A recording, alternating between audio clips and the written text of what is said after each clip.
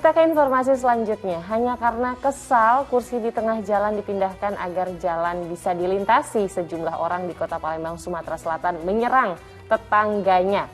Dari 5 orang yang diperiksa polisi, polisi menetapkan 3 sebagai tersangka. Ini video polisi gitu.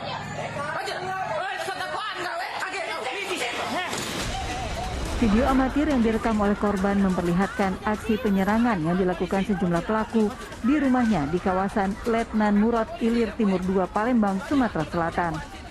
Warga mencoba menahan sejumlah pelaku penyerangan yang ternyata masih memiliki hubungan keluarga dengan korban. Polisi yang mendapatkan laporan dari korban Senin siang menangkap 5 terduga pelaku penyerangan dan perusakan.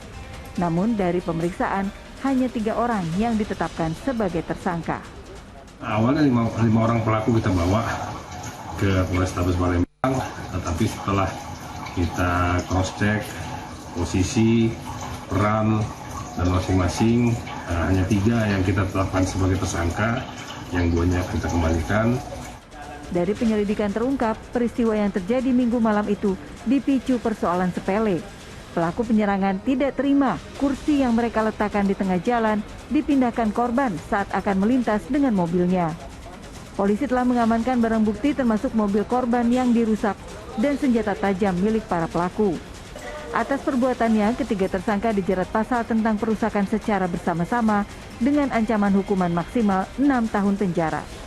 Dedi Irwansyah melaporkan dari Palembang, Sumatera Selatan.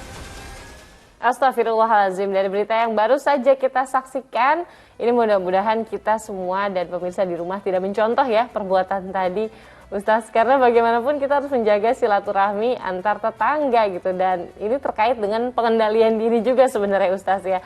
Lantas yang ingin saya tanyakan, bagaimana pandangan Ustaz tentang berita tadi? Mungkin kiranya Ustaz bisa mengingatkan kembali untuk pemirsa Ajwa TV dan kita semua tentang adab bertetangga dengan baik dan benar sesuai dengan anjuran agama kita.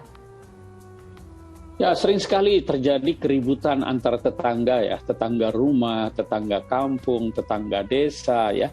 Dan ini mengingatkan kita ya, pentingnya kita kembali kepada tuntunan dan ajaran agama ya. Karena kalau kita lihat misalnya di dalam Al-Quran itu ada penekanan yang sangat kuat sekali ya, tentang pentingnya membangun hubungan baik dengan tetangga itu ya. Baik tetangga dekat maupun tetangga jauh.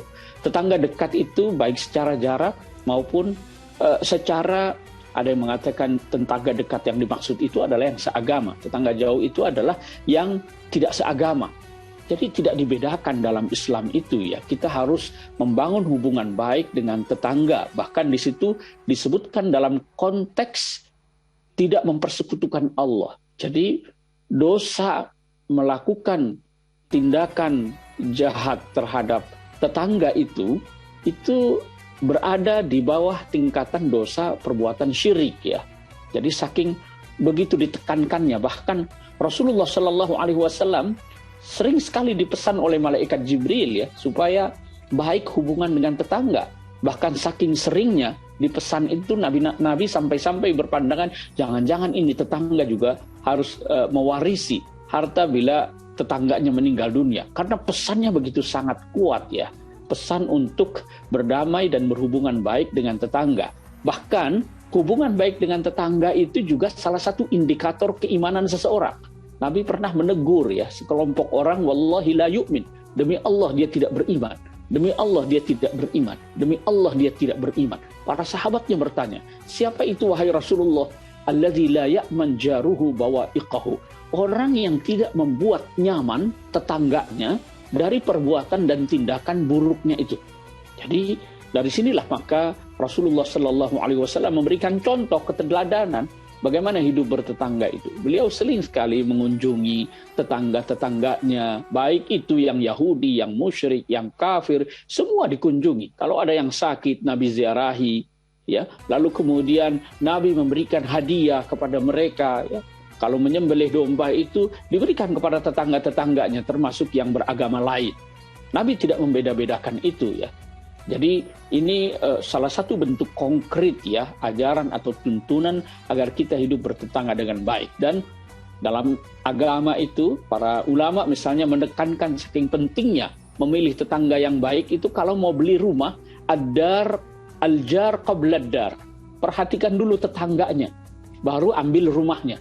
Sebab kalau beli rumah lalu tetangganya tidak dilihat ya, baik atau tidak, itu selamanya nanti akan menjadi masalah, malapetaka ya. Jadi pintar-pintarlah memilih tetangga. Dan kalau kita sudah hidup bertetangga, rukun dan harmonislah bersama tetangga itu ya. Bahkan dalam satu hadis diajarkan kalau kamu masak daging yang berkuah itu, banyakin kuahnya, bagikan para tetangga-tetangga itu ya, supaya dapat semuanya.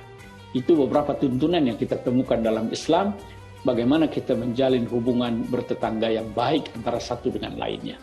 Masya Allah, Alhamdulillah. Terima kasih Ustadz Muflis Hanafi atas waktu dan tausiah yang diberikan untuk seluruh pemirsa Ajwa TV. Sehat selalu ya Ustadz, mudah-mudahan kita bisa ketemu lagi insya Allah. Assalamualaikum Ustadz. Terima kasih. Waalaikumsalam warahmatullahi wabarakatuh.